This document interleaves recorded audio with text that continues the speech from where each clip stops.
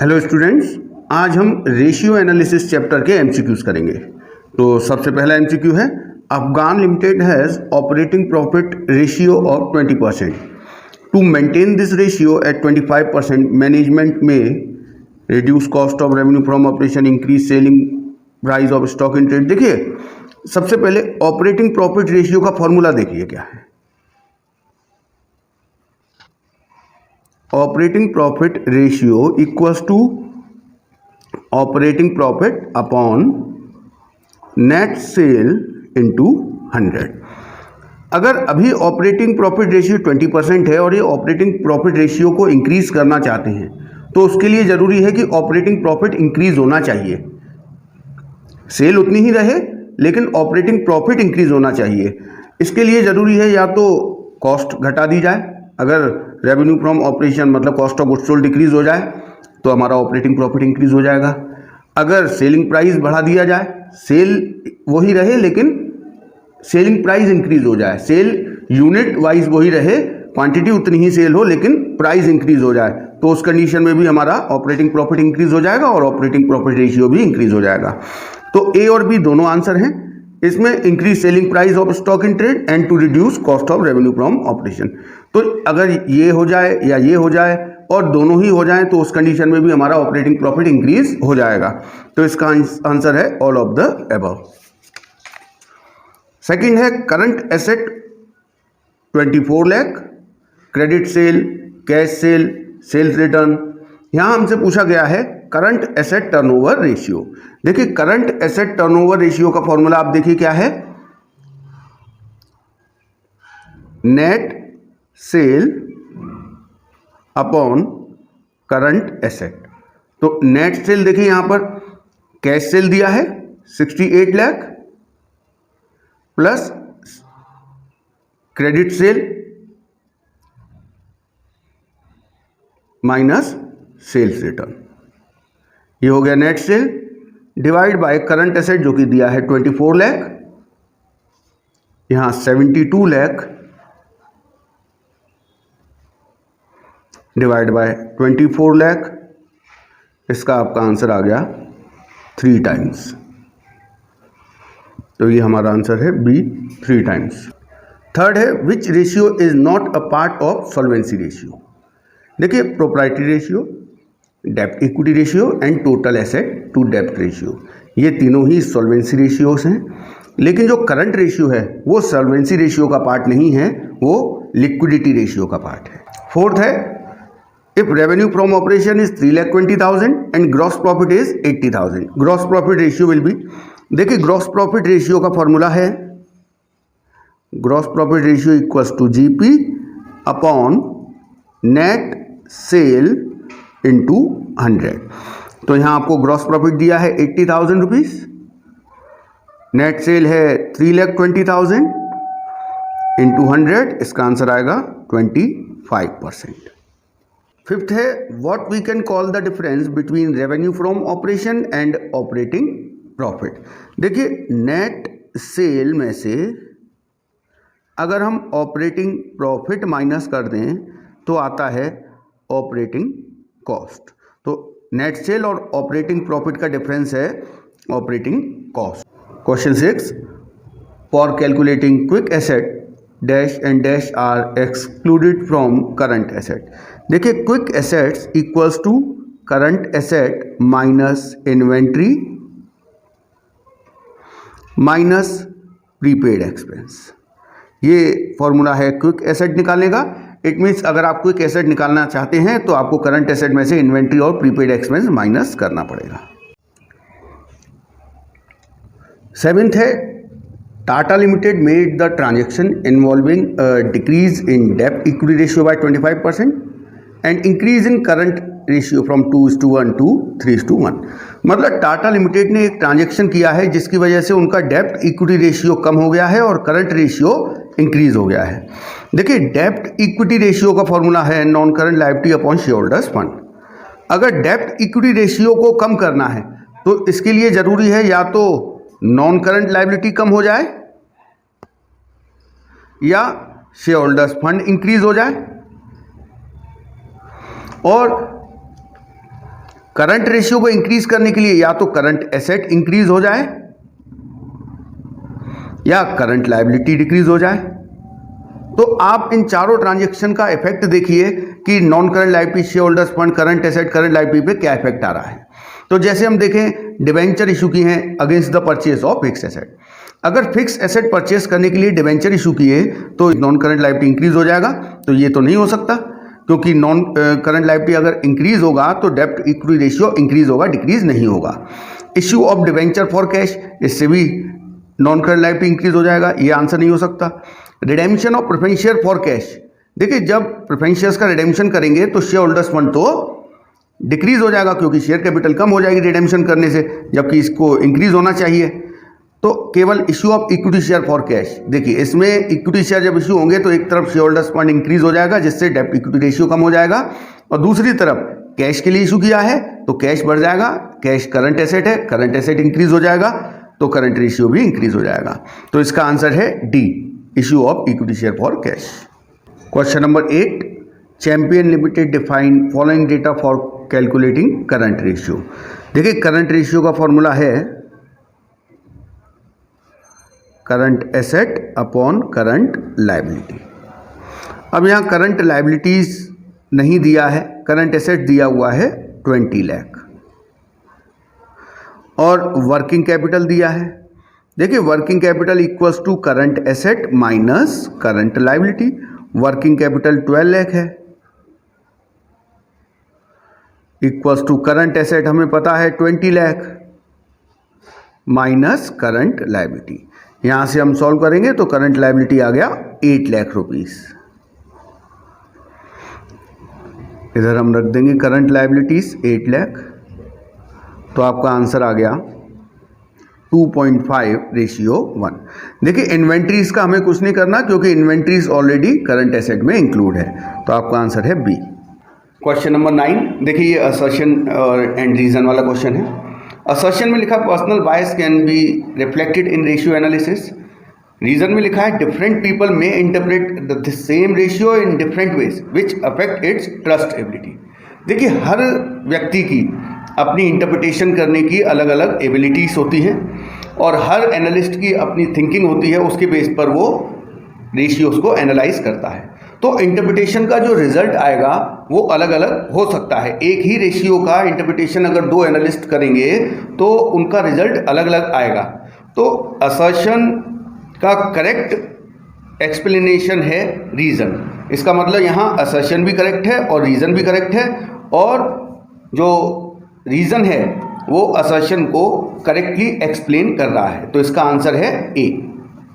Question 10, current ratio of भासमंग limited is 2:1 on the sale of fixed asset, book value 80,000 for ₹72,000 on credit, state whether the current ratio will be।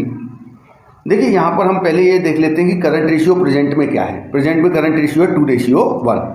इसको हम assume कर लेते हैं current asset 2 lakh की है और करंट लायबिलिटीज 1 लाख की है, रेशियो 2:1।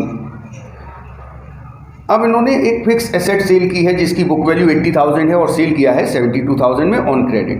देखिए क्रेडिट पे भी बेचेंगे तो जिसको भी क्रेडिट पे बेचेंगे वो हमारा डेटर बन जाएगा, और डेटर करंट एसेट है, इससे करंट एसेट इंक्रीज हो जाएगी। और दूसरी तरफ फिक्स एसेट कम हो जाएगी 80,000 रुपीज़ से, लेकिन फिक्स एसेट कम होने से करंट एसेट और करंट लायबिलिटी पर कोई इफेक्ट नहीं आएगा। और जो 8,000 रुपीज़ का लॉस हुआ है ऑन सेल, उससे भी करंट एसेट और करंट लायबिलिटी पे कोई इफेक्ट नहीं आएगा। तो अब हमारा करंट रेशियो आएगा 2.72। तो पहले 2:1 था, अब 2.72:1 हो गया। It means current ratio increase हो गया है, इम्प्रूव।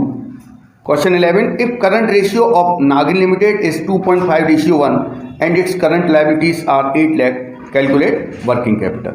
देखिए करंट रेशियो गिवन है क्वेश्चन में, current ratio equals to current assets upon current liabilities. Current ratio 2.5/1, current assets question में नहीं दी है, करंट लायबिलिटीज दी है 8 लाख रुपीज़। यहाँ से हम क्रॉस मल्टीप्लाई करेंगे, करंट एसेट हमारी आ जाएगी 20 लाख।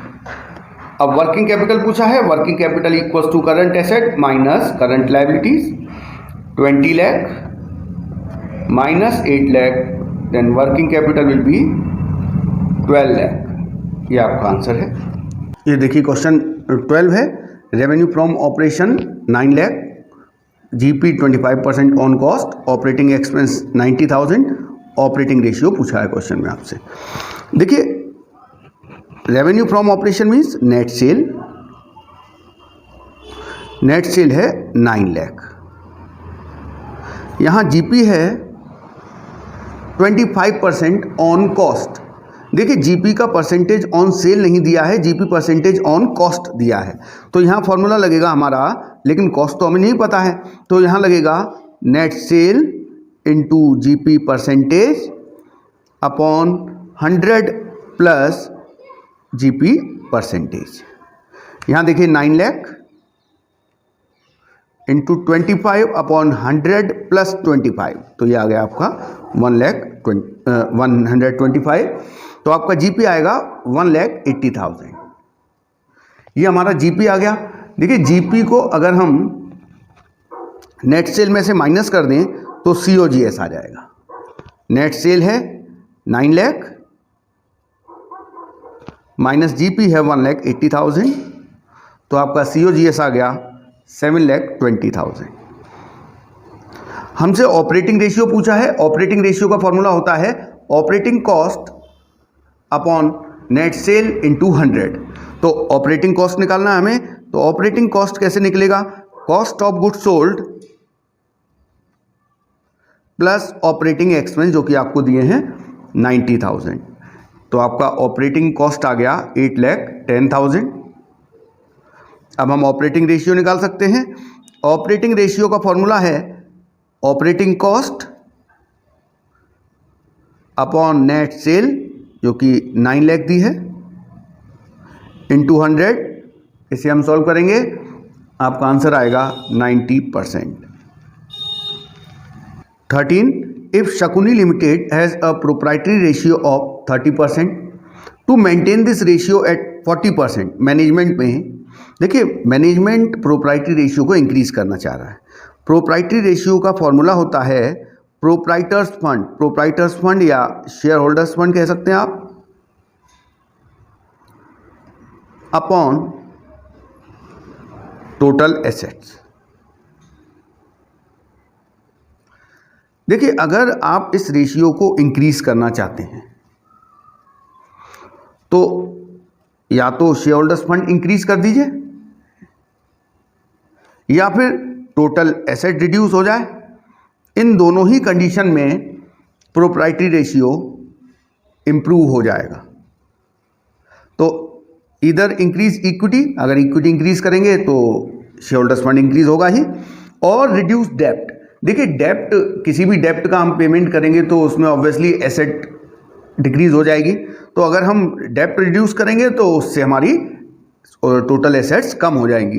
तो दोनों ही कंडीशन में या तो शेयर होल्डर्स फंड इंक्रीज हो जाए जिसके लिए इक्विटी शेयर इशू किए जाएं, या फिर किसी भी डेप्ट का चाहे नॉन करंट लायबिलिटी हो या करंट लायबिलिटी हो उसका पेमेंट किया जाए। पेमेंट किया जाएगा तो उससे हमारी एसेट्स कम हो जाएंगी, और एसेट्स कम हो जाएंगी तो प्रोप्राइटरी रेशियो इंप्रूव हो जाएगा। तो इसका आंसर है D. Question 14, Narayan limited shows is non current asset 52 lakh, current asset 18 lakh, share holders fund 43 lakh, find out total डेप्ट। देखिए एसेट साइड का जो टोटल होता है बैलेंस शीट में वो इक्विटी एंड लायबिलिटी साइड के टोटल के बराबर होता है। एसेट साइड में दो चीज़ें हैं, non current asset plus current asset, और equity and liability side means share holders fund plus non current liability and current liability, जिसको हम टोटल डेप्ट कह सकते हैं। तो नॉन करंट एसेट 52 लाख है, करंट एसेट 18 लाख है, शेयर होल्डर्स फंड 43 लाख है, एंड टोटल डेप्ट आपको फाइंड करना है। तो इसका 70 लाख माइनस 43 लाख, यह आपका टोटल डेप्ट आ जाएगा 27 लाख। ये क्वेश्चन 15 है। Current ratio of Insaan limited is 4:3। 4:3 means 1.33:1। Accountant wants to maintain it at 2:1। Accountant चाहता है कि रेशियो 2:1 हो जाए। देखिए करंट रेशियो का फॉर्मूला है current asset upon current liabilities. अगर करंट रेशियो को इम्प्रूव करना है 1.33 से 2:1 करना है, तो या तो कोई ऐसा ट्रांजैक्शन हो जिससे करंट एसेट इंक्रीज हो केवल, या फिर कोई ऐसा ट्रांजैक्शन हो जिससे करंट लायबिलिटी डिक्रीज हो जाए लेकिन करंट एसेट पे कोई इफेक्ट नहीं आना चाहिए, वो उतनी ही रहनी चाहिए। या तो ये इंक्रीज हो जाए या करंट लायबिलिटी डिक्रीज हो जाए, या कोई ऐसा ट्रांजैक्शन हो जिसमें करंट एसेट्स और करंट लायबिलिटीज़ दोनों ही सेम अमाउंट से डिक्रीज हो जाए। तो ये 3 कंडीशन हैं जिससे कि करंट रेशियो इम्प्रूव हो जाएगा। तो अब इसमें हम देखते हैं, जैसे he can repay bills payable. देखिए, अगर बीपी का पेमेंट होगा तो करंट एसेट्स और करंट लायबिलिटी दोनों डिक्रीज होंगी, क्योंकि बीपी कम हो जाएंगे, बीपी करंट लायबिलिटी है, और पेमेंट करेंगे तो कैश जाएगा, कैश करंट एसेट है, तो दोनों ही सेम अमाउंट से डिक्रीज हो रहे हैं, तो रेशियो इंप्रूव हो जाएगा। He can purchase goods on credit. अगर क्रेडिट पे गुड्स परचेज करेंगे तो एक तरफ स्टॉक बढ़ेगा, करंट एसेट इंक्रीज होगा, और करंट लायबिलिटी भी इंक्रीज हो जाएगा क्योंकि क्रेडिट पे परचेज किया है, तो दोनों ही सेम अमाउंट से इंक्रीज हो जाएंगे। देखिए, अगर दोनों ही सेम अमाउंट से इंक्रीज होंगे तो रेशियो इंप्रूव नहीं होगा बल्कि रेशियो डिक्रीज हो जाएगा, तो ये आंसर नहीं हो सकता। He can take short term loan. Short term loan लेने से भी करंट एसेट भी बढ़ जाएगी और करंट लायबिलिटी दोनों सेम अमाउंट से इंक्रीज हो जाएंगी, तो उस कंडीशन में भी रेशियो डिक्लाइन हो जाएगा। तो केवल एक पहला ट्रांजैक्शन है he can repay bills payable, जिससे कि इनका करंट रेशियो इंप्रूव हो जाएगा। What can be fundamental measures of operational efficiency of a company. देखिए, किसी भी कंपनी की ऑपरेशनल एफिशिएंसी को डिटरमाइन करने के लिए उसके टर्नओवर रेशियोज को देखा जाता है। टर्नओवर रेशियोज मीन्स कंपनी अपनी एसेट्स को कितना एफिशिएंटली यूटिलाइज कर रही है, ये अगर आप पता करना चाहते हैं तो आपको उस कंपनी के टर्नओवर रेशियोज को देखना पड़ेगा। तो inventory turnover ratio and working capital turnover ratio, ये इस क्वेश्चन का आंसर है। 17 है ideal proprietary ratio should be. देखिए, आइडियल प्रोप्राइटरी रेशियो माना जाता है 50%। इसके अलावा और भी जो रेशियो हैं उनके आइडियल रेशियोज के लिए आप इसे नोट कर लीजिए। इसमें से भी ऑब्जेक्टिव एमसीक्यूज बन सकते हैं, क्वेश्चंस बन सकते हैं कि करंट रेशियो 2:1 आइडियल है, लिक्विड रेशियो 1:1, डेब्ट to equity ratio 2:1, interest coverage ratio को 6 to 7 टाइम्स माना जाता है आइडियल। तो ये भी आप इसे नोट कर लीजिए, ये आप इसमें से भी क्वेश्चंस आ सकते हैं। 18 है average payment period is particularly useful for dash since it helps in knowing the bill paying patterns of the firm. देखिए, एवरेज पेमेंट पीरियड का मतलब क्या है? एवरेज पेमेंट पीरियड ये बताता है कि कोई कंपनी अपने सप्लायर्स को, अपने लेंडर्स को कितने टाइम पीरियड में पेमेंट कर देती है। तो जो सप्लायर्स और लेंडर्स हैं उनके लिए ये एवरेज पेमेंट पीरियड बहुत यूज़फुल है, क्योंकि इसकी हेल्प से ही उन्हें पता चलता है कि जो कंपनी है उसका पेमेंट किस तरीके का है, उसका पेमेंट करने का पैटर्न क्या है। इसी के बेस पर सप्लायर और लेंडर्स डिसीजन लेते हैं कि कंपनी को वो क्रेडिट गुड्स सेल करेंगे या लोन प्रोवाइड करवाएंगे या नहीं। क्वेश्चन नंबर 19 है 100 minus operating profit ratio is equal to. देखिए, operating profit ratio plus operating ratio. देखिए, ऑपरेटिंग रेशियो का मतलब होता है operating cost ratio equals to 100। तो अगर हम 100 में से ऑपरेटिंग प्रॉफिट रेशियो को माइनस कर दें तो बचेगा ऑपरेटिंग रेशियो, तो इसका आंसर है डी। ये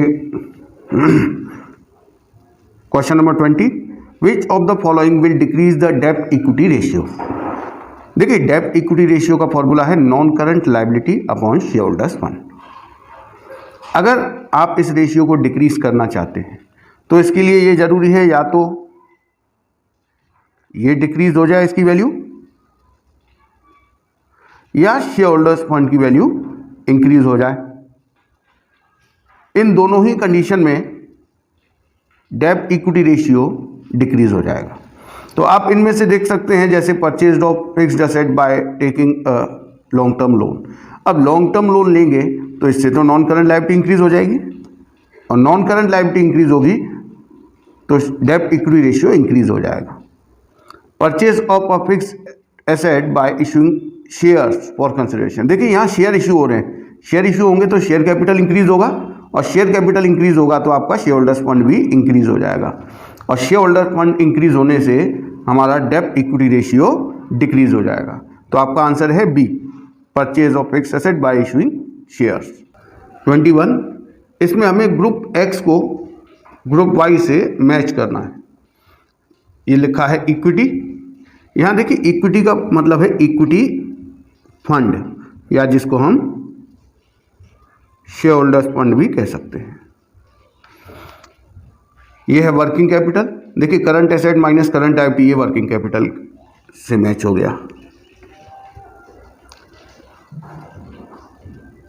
कैपिटल एम्प्लॉयड माइनस डेब्ट मतलब नॉन करंट लायबिलिटी। देखिए कैपिटल एम्प्लॉयड में 3 एलिमेंट है, share capital, reserve and surplus and non current liability. अगर हम इन 3 में से डेब्ट मतलब नॉन करंट लायबिलिटी को हटा दें तो 2 एलिमेंट बचते हैं, शेयर कैपिटल और रिजर्व एंड सरप्लस, और शेयर कैपिटल और reserve and surplus equals to share holders fund. तो ये आपका इससे मैच हो गया। Operating profit, revenue from operation, revenue from operation mean net sale.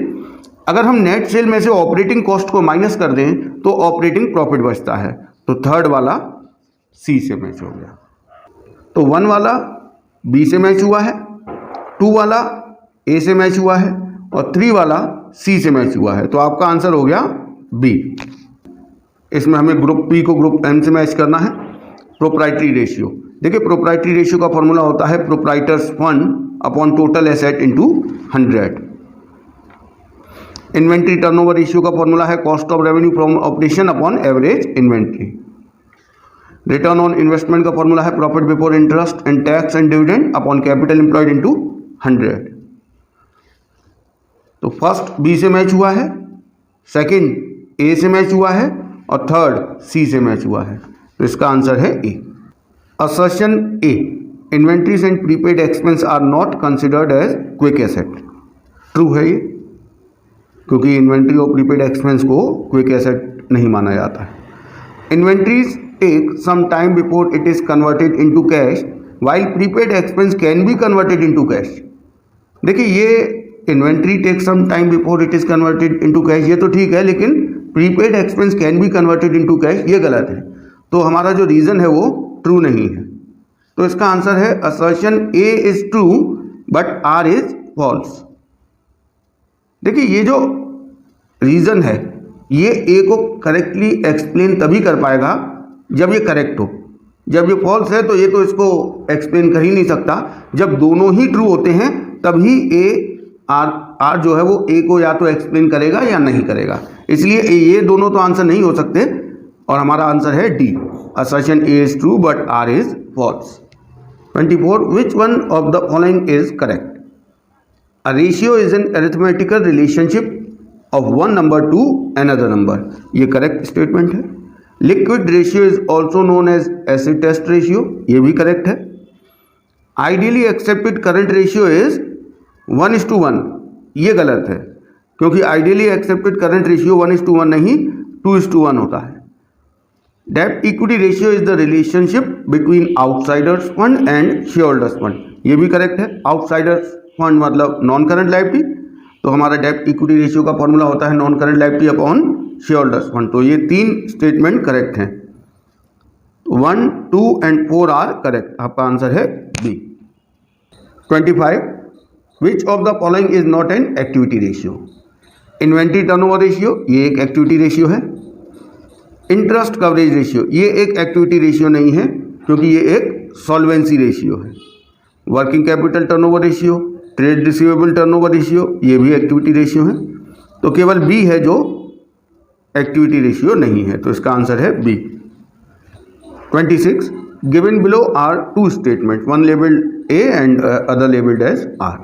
देखिए इसमें ए है activity ratios are the ratios that are calculated for measuring the efficiency of operation of the business based on effective utilization of resources. R current ratio and quick ratio are liquidity ratios.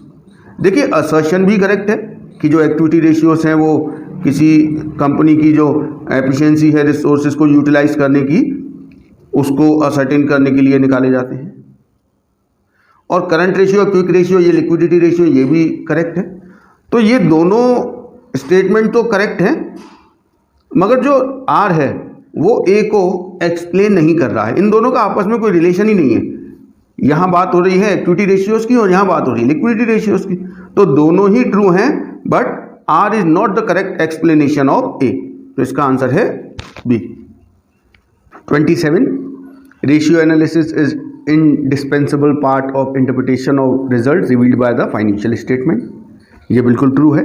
Ratio analysis इन financial statement के interpretation का एक अनिवार्य अंग है। And ratio analysis is a technique which involves regrouping of data by application of arithmetical relationships, though its interpretation is a complex matter.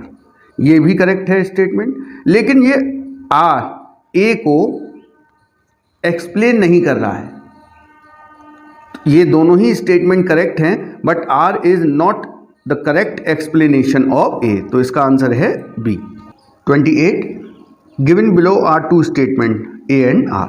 The limitations of financial statement also form the limitations of ratio analysis. ये correct है, क्योंकि जो financial statements की limitations हैं वो ही ratio analysis की भी limitations हैं। अगर कुछ कमी फाइनेंशियल स्टेटमेंट में रह जाएगी तो वो कमी आपको रेशियो एनालिसिस में भी दिखाई देगी।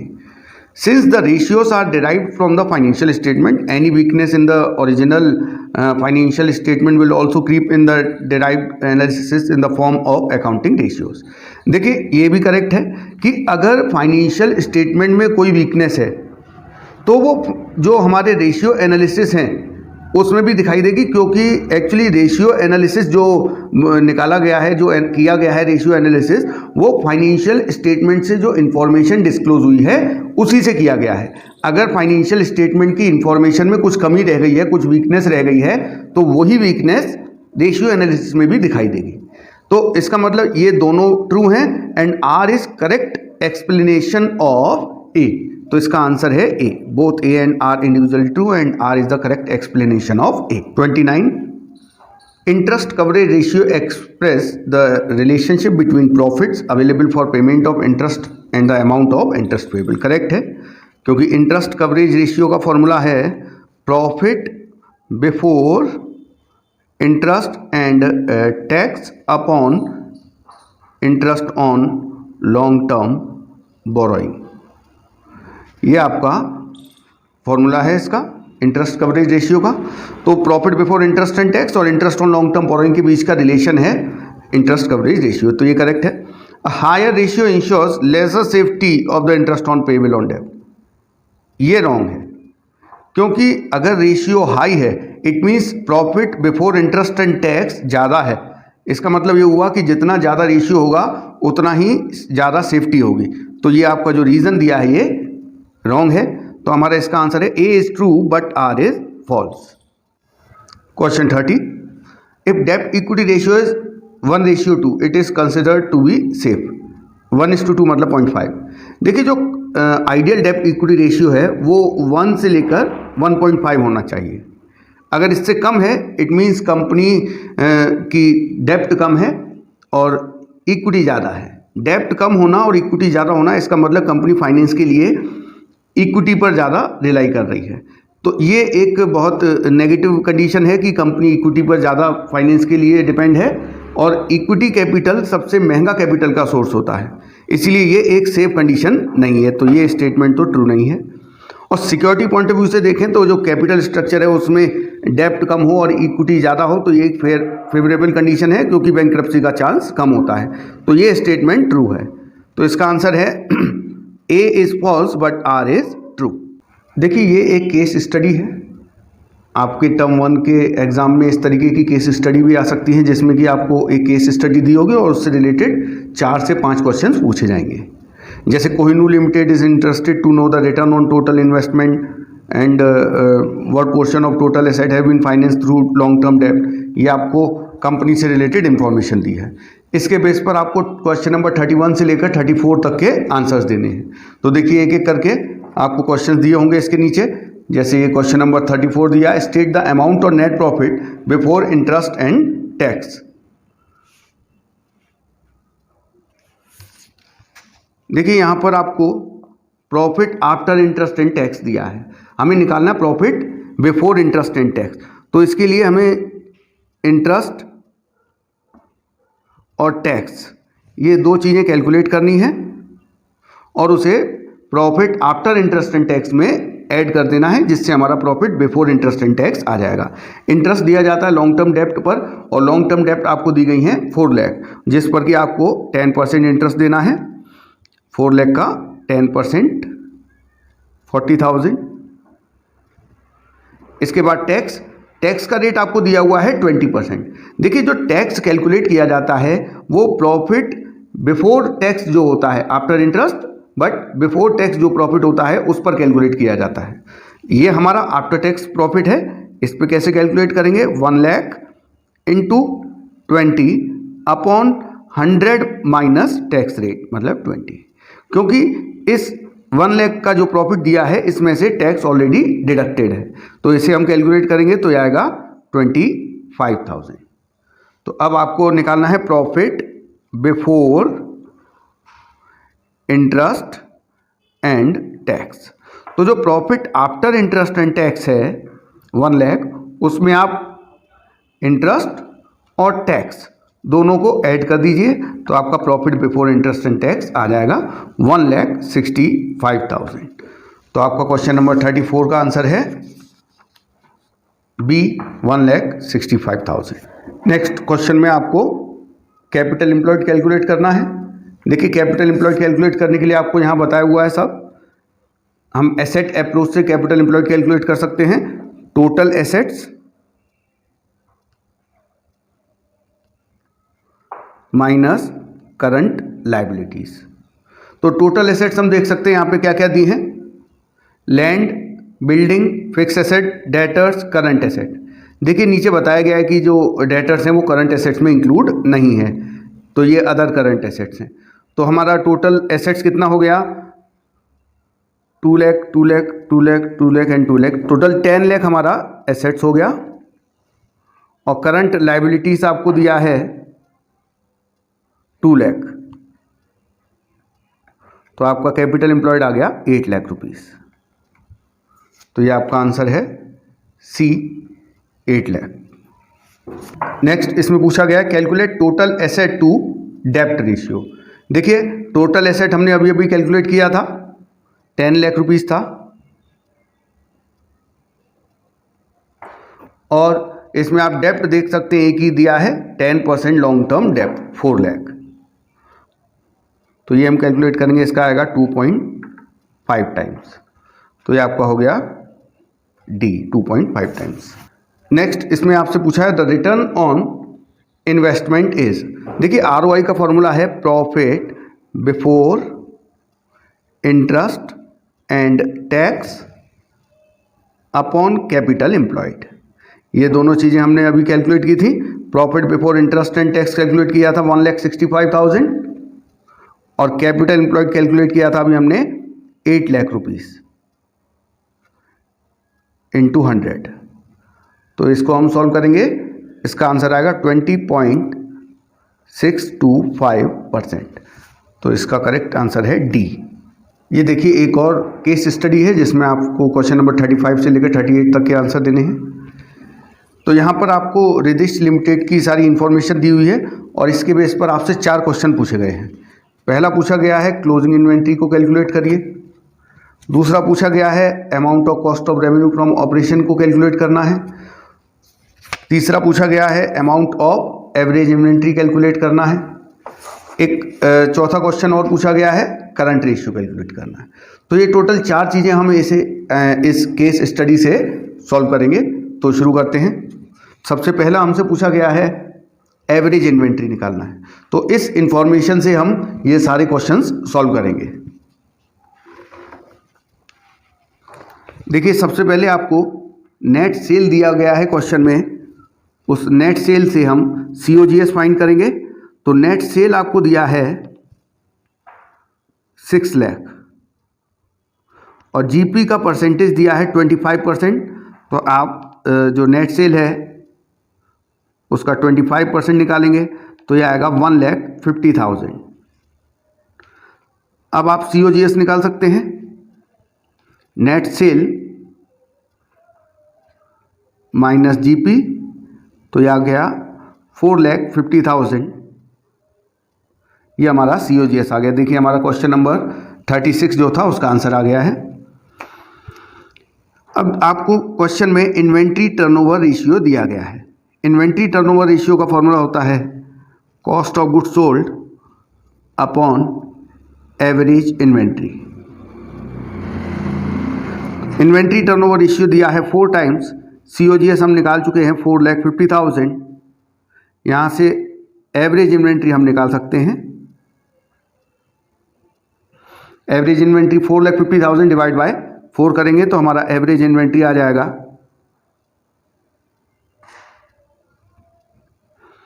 1,12,500। देखिए हमारा जो क्वेश्चन नंबर 37 था उसका भी आंसर आ गया। अब हमें क्वेश्चन नंबर 35 अभी क्लोजिंग इन्वेंट्री फाइंड करना है। देखिए क्लोजिंग इन्वेंट्री निकालने के लिए आपको एवरेज इन्वेंट्री तो पता है, लेकिन ओपनिंग और क्लोजिंग के बीच का रिलेशन भी पता होना चाहिए। तो इस क्वेश्चन में दिया गया है inventory in the beginning was 20,000 less than the inventory at the end. It mean जो ओपनिंग इन्वेंट्री है वो क्लोजिंग इन्वेंट्री से 20,000 कम है। अगर हम क्लोजिंग इन्वेंट्री मान लें x,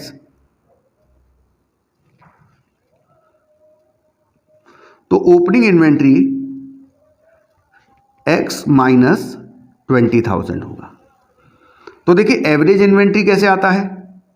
एवरेज इन्वेंट्री होता है ओपनिंग प्लस क्लोजिंग अपॉन 2, और एवरेज इन्वेंट्री हम ऑलरेडी निकाल चुके हैं 1,12,500। Opening inventory x minus 20,000 plus closing inventory x upon 2। इसको अब हम इक्वेशन को सॉल्व करेंगे तो x की वैल्यू आएगी 1,22,500। तो इस तरीके से देखिए हमारे 3 क्वेश्चंस सॉल्व हो गए, जिसमें आपका पहला था find out the amount of closing inventory जो कि आ गया 1,22,500। इसके बाद क्वेश्चन नंबर 36 था state the amount of cost of revenue from operation मतलब COGS, जो कि हम कैलकुलेट कर चुके हैं 4,50,000। इसके बाद था state the amount of average inventory जो कि हम निकाल चुके हैं 1,12,500। तो ये 3 क्वेश्चन सॉल्व हो गए। एक और है, इसमें आपसे पूछा गया था करंट रेशियो। देखिए क्वेश्चन में आपको क्विक रेशियो दिया है 75/100। क्विक रेशियो का फॉर्मूला है quick assets upon current liability. Quick assets आपको फाइंड करनी है, करंट लायबिलिटी क्वेश्चन में दिया है 60,000। तो यहाँ से हम क्रॉस मल्टीप्लाई करेंगे और क्विक एसेट्स आपकी आ जाएंगी 45,000। अब हम निकाल सकते हैं करंट एसेट्स। करंट एसेट्स के लिए फॉर्मूला है quick assets plus inventory plus prepaid expense. Prepaid expense आपको क्वेश्चन में दिए नहीं है तो आप उसे निल मान लेंगे। 45,000 इन्वेंट्री की जगह आप क्लोजिंग इन्वेंट्री लेंगे जो कि हमने फाइंड किया था अभी 1,22,500। तो हमारा करंट एसेट आ गया 1,67,500।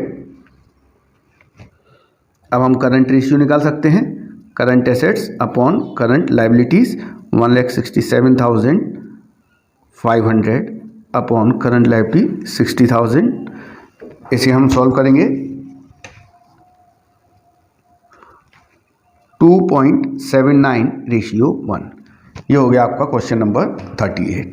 39 ये भी असर्शन और रीजन वाला क्वेश्चन है कि द डेब्ट to equity ratio will increase at the time of issue of equity shares for cash. देखिए पहले आप इस स्टेटमेंट को समझिए।